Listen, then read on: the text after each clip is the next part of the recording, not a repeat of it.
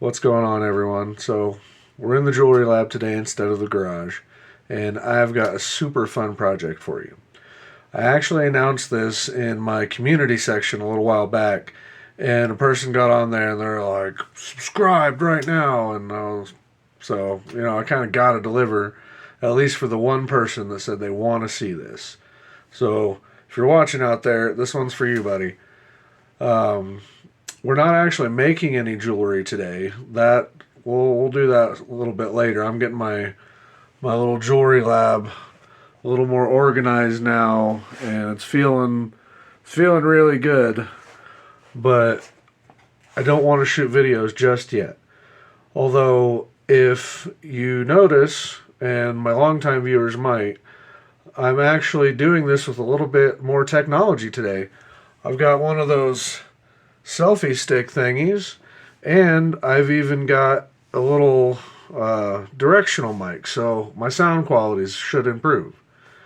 So if you guys would like, share, subscribe, all that good stuff right now, it really helps the channel and makes the content better for you guys, the audience.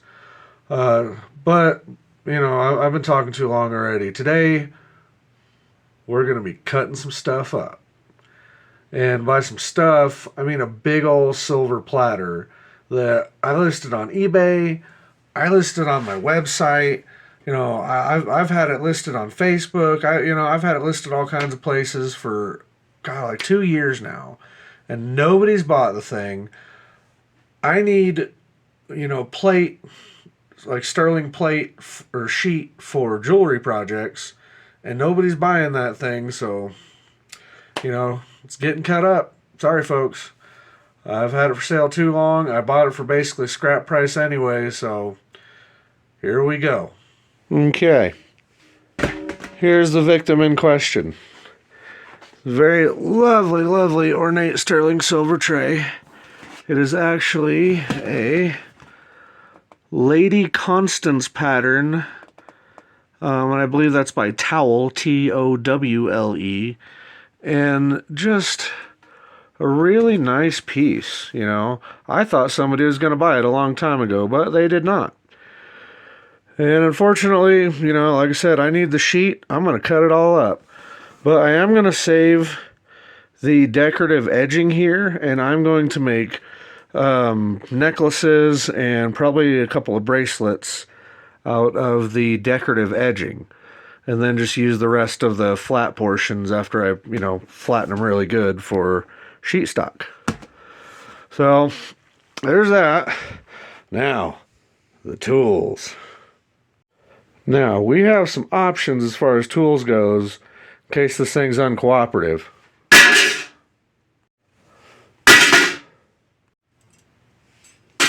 Yeah. Okay, guys, for real, though, we're probably going to be using this. Never mind that last one. I don't know what I was thinking. But these are a pair of Malco heavy-duty shears. And I'm going to say they're probably going to do the job. I mean, it's not like it's super thick material they got to go through. And if not, well, you saw the options. So let's get a Sharpie, mark this sucker up, get to cutting. Alright, we moved to a more suitable workspace. That's not my chair I need to sit in. And we're going to start marking this sucker up. Now, if you look, right here, I'm probably going to cut... I'll probably cut here, and this whole piece I'm going to turn into a big, like, collar-style choker.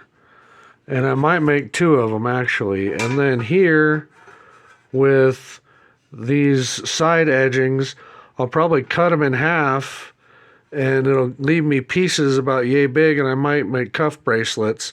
If not, I'll just take a piece of it big enough to make a good cuff, and then I'll just start sectioning out pieces and making earrings, so that all this beautiful decorative work that got done, probably over 100 years ago now, doesn't just go to waste. I hate to see that just go to waste. Ooh, looks like I put a couple dings in it in that last scene, but oh well, it'll all bang out, right? Alright, so I'm going to mark this up, but first I'm going to set the camera up where you guys can watch me and not in a weird way. So hold on. Hey, all right. Seems to be working all right. I'm not used to doing the whole tripod thing, but hopefully it works for you guys and it works for me too. All right, so let's take this tray here, and since for what I'm going to be doing for it, I'm going to be marking about here, right along the line, kind of along the line of this guy here. Just coming out and trying to make my marks a little equal. No, that's not equal.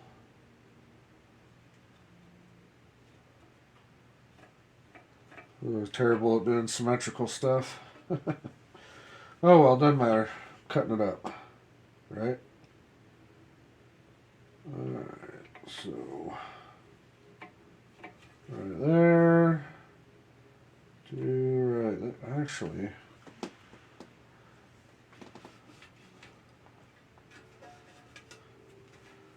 you know what? Actually, I think I'm going to come out to right there in the middle of the pattern, because if you look close in the pattern here, you'll see there's little like almost shield-like shapes around the edge. So I'm going to come to the middle of one of those to try and preserve that pattern as good as possible. And that'll be my cutting line. Cool. Sometimes you just have to really observe the material, and the material itself will tell you where to cut it. So we're going to put those lines right there. Right there. Hey, bada bing, what do you know? Alright, let's get to cutting. Oh, here goes.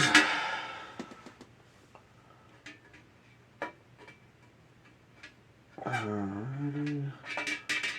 See what just the tip does. No. Now choke a little up on there. Ooh. I don't know if that's going to work.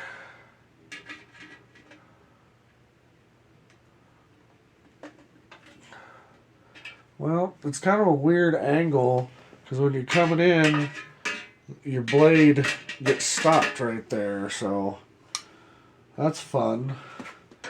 Let's see if the other shears I have, these old guys, will do any more. Any different. Oh, man. Oh, yeah, there we go. Ah, took a little elbow grease. There we go. Yeah, these old shears. Yeah. They're right through that. See?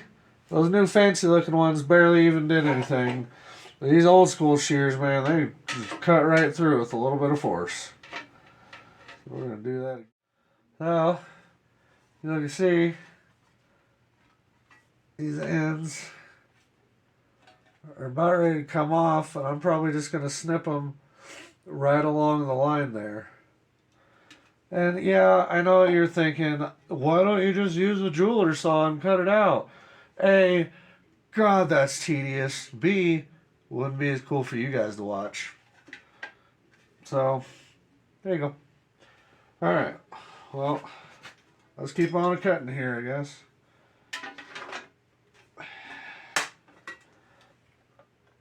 Alright, well, actually, I'll be able to turn to my small shears now.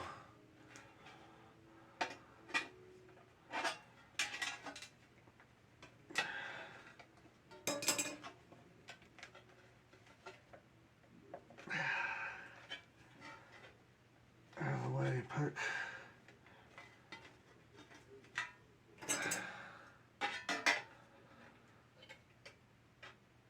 Oh. Well, what the? Well, that's easy.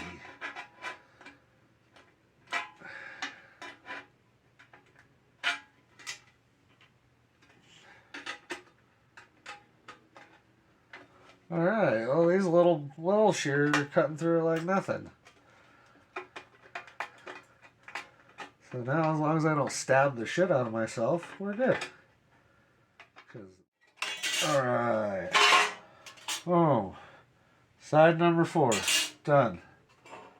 Alright, and with just these little, like, I don't know, $10, $15 Amazon shears. So, just goes to show you sometimes you don't need the biggest tool to do the job. And in retrospect, I probably should have made the initial cuts through this thick stuff with my saw. And as soon as I was through that, just used my little shears. And it would have saved me a lot of grief. But now I know that.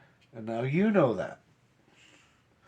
Alright, so this stuff is going to get straightened out. However, this, I'm going to have to take my good old rubber mallet here and flatten it out. But we're not going to do that on camera, I don't think. And to make it easier, I'm going to do this. I'm going to put 4 slits right up the side.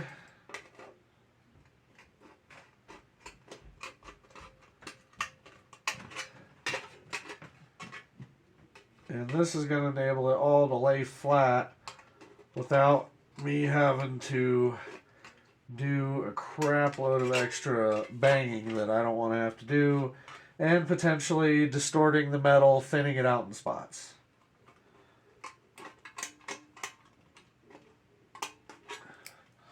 Now we take that, whoop, whoop.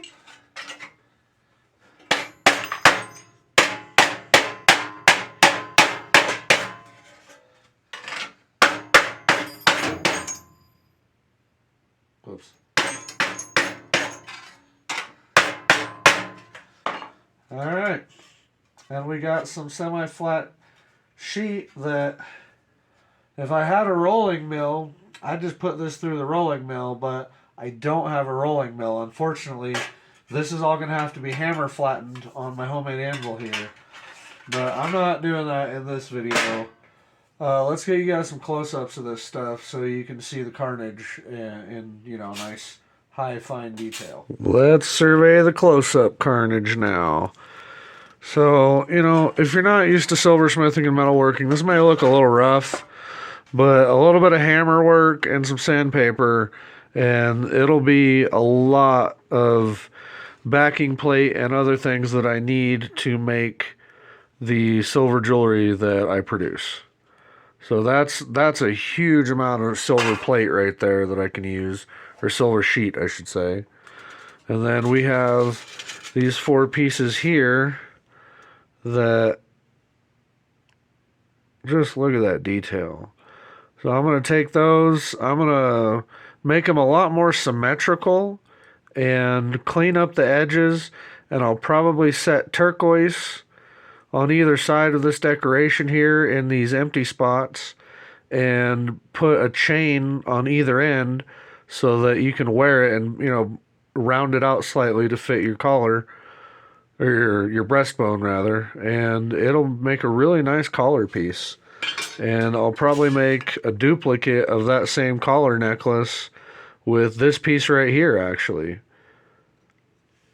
And then these pieces, I don't want to waste all that lovely design, so I'm going to take these and probably cut them off somewhere around there and make a cuff out of each one.